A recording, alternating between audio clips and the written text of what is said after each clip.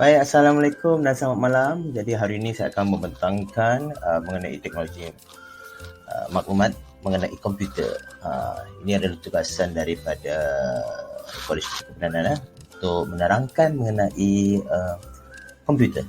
Baik, sebelum saya teruskan, saya memperkenalkan diri saya. Nama saya ialah Muhammad Firdaus bin Khalid daripada DPA KDC 2019 03-19-009 daripada kohort 19.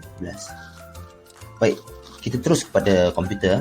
Komputer pada peringkat yang pertama dimulakan pada tahun 1940 hingga 1998. Jadi pada generasi ini komputer digunakan sebagai tube atau vacuum tube, dan hasil daripada ciptaan tersebut maka terhasillah komputer. Tapi komputer ini besar, dia banyak pakai tube masa tu untuk memudahkan hasil-hasil kerja pada zaman tu lah. Seterusnya dia berubah kepada generasi yang kedua pada tahun 1959 hingga 1963, di mana tube vacuum itu ditukarkan kepada menjadi transistor. Transistor ni awak boleh google dia macam ada kaki-kaki tu. Okay, kesan daripada transistor ni menjadikan komputer itu jadi lebih kecil, dan pada yang sama dijimat tenaga dan dia potensi tinggi. Jadi pada tahun ini juga hasil pembuatan komputer dia jadi lebih murah dan mendapat permintaan ramai, dan lebih daripada 1,700 komputer IBM telah dipasarkan pada tahun tersebut. Wah, banyak orang beli untuk memudahkan pekerjaan diorang kan. Baik, generasi yang ketiga. Okay, selepas tahun berubah, maka transistor telah digantikan dengan litar bersepadu integrated circuit atau chip, manakala gelung magnetik telah sebenarnya menggantikan kad tebuk sebagai storan. Jadi dulu storan kena pakai gelung besi, sekarang tak, orang pakai storage, dia ada macam chip juga. Jadi chip dan papan litar. Papan litar tu biasanya kita tengok papan warna hijau tu. Jadi di situ dia letak chip dan dia ada punya storan dia. Nanti saya akan terangkan keempat komponen-komponen dalam komputer. Jadi maka dia terhasillah komputer. Tengok dia bentuk segi empat kan. Jadi gambar dia di segi empat. Itu komputer yang generasi ketiga. Dan dia berubah selepas 1994 hingga 1980 dia berubah. Dia menjadi generasi yang keempat, di mana kita tengok Intel telah memperkenalkan microprocess pada tahun 1982 sehingga kini.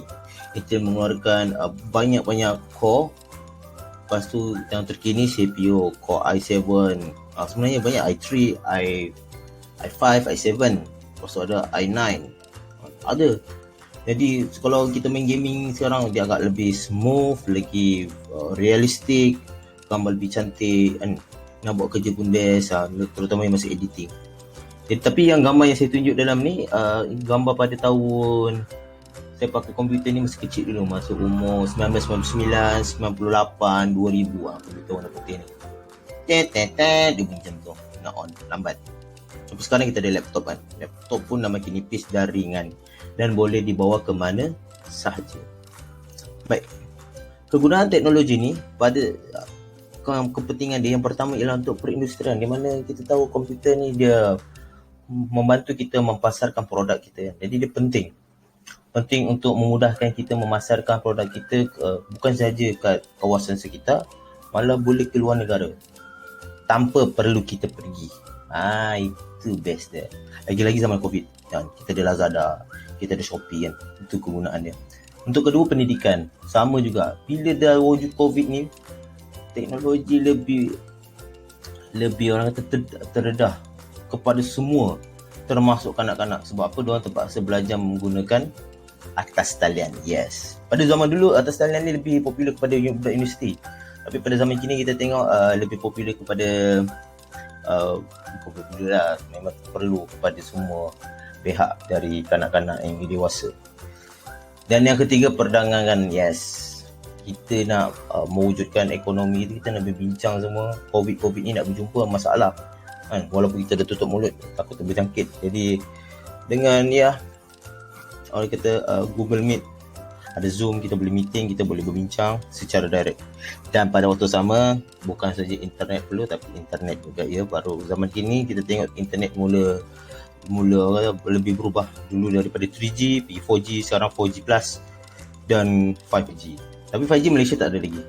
Buat masa ni negara-negara luar. Jadi kita kena bersabarlah sebab perubahan untuk di 5G tu mungkin agak mahal dan kita faham. Jadi alhamdulillah 4G masih suitable untuk negara kita walaupun dia tidaklah sepantas, tapi alhamdulillah kita masih boleh menyampaikan maklumat. Okay, kita teruskan. Okay, mengenal komponen komputer, kita ada input, pemprosesan output. Ini 3 benda ni. Oops, kita ke depan pula. 3 benda ni. Sebelum kita ke depan tadi Okay. Input. Kenapa input? Input macam mana kita nak dapat input dari komputer? Yang ini sebenarnya senang ya. Input ni biasanya kita akan dapat dari tertikus. Tertikus dalam bahasa Inggeris dia mouse, papan kunci, keyboard, pengimbas, scanner, apa yang tu screen, touch screen tu semua kan.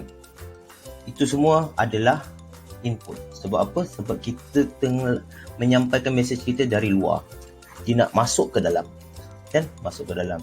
Jadi bila dia masuk dalam komputer, dia akan jadi pemprosesan. Di situlah kerja prosesor.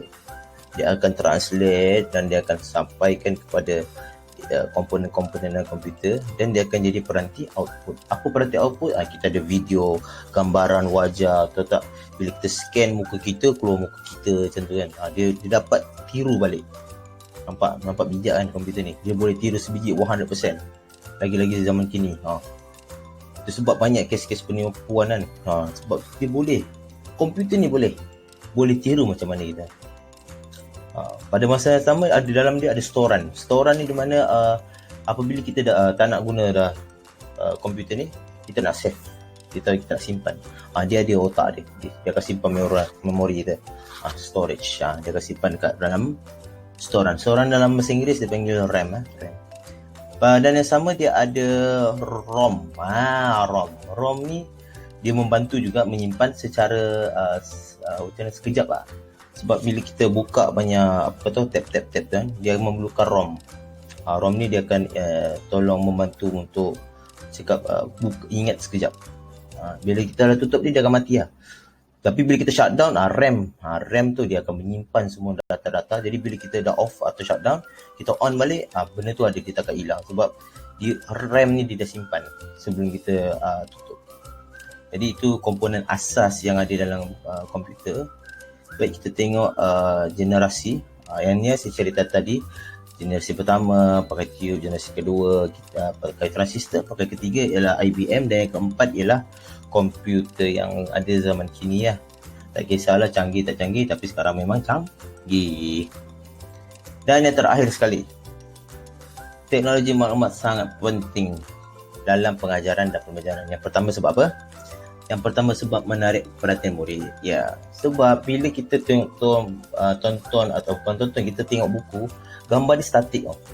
Tapi bila kita mula berkeparkan pakai LCD kan, paparan skrin, murid, lepas tu kita ada YouTube kan. Pada ada YouTube, ada internet. Jadi bila kita nak menyampaikan kita punya pembentangan atau video tu, dia bergerak. Jadi contoh kita ajar sains. Semua murid pun tengok tentang gajah. Mesti banyak tanya kan, cikgu kenapa gajah makan macam tu? Kenapa dia macam ni?